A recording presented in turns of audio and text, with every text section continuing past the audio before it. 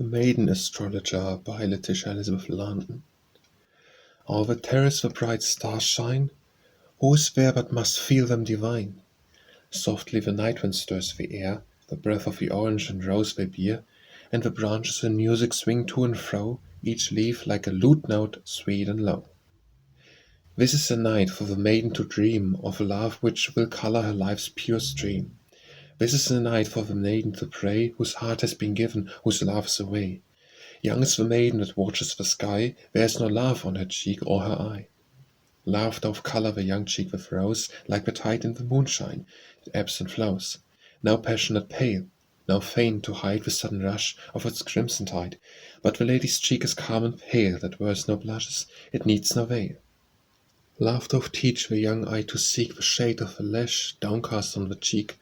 Its darkness is brightened by gentle tears, its splendor is softened by tender tears.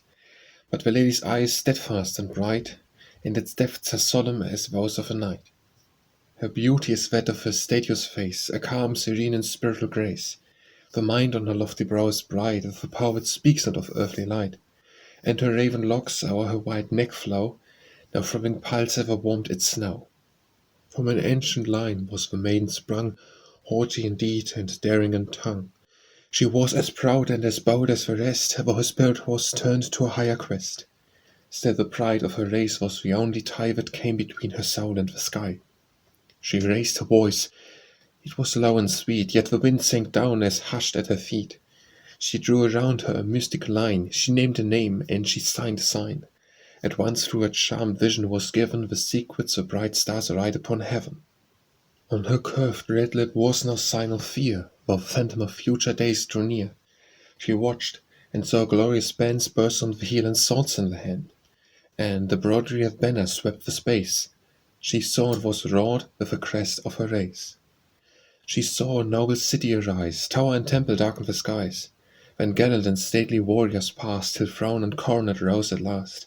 One chieftain stepped his comrade before, he was of her race, she asked no more. Calmly she folded her arms on her breast, as if disdaining the pride she repressed. Perhaps 'twas the mournful midnight that stole in sadness unwonted o'er her soul. Dark clouds gathered upon the gale, whose sound was less of triumph than wail. Next day her kinsmen in council met, deep was the cast on that council set.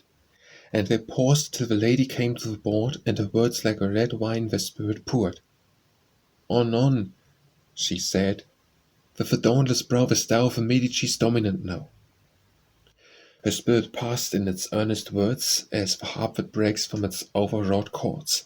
Her kinsmen went forth in pride and power, Florence was theirs the evening hour. But the day of triumph was that of doom, and the war trumpets ring of their Sibyl's tomb.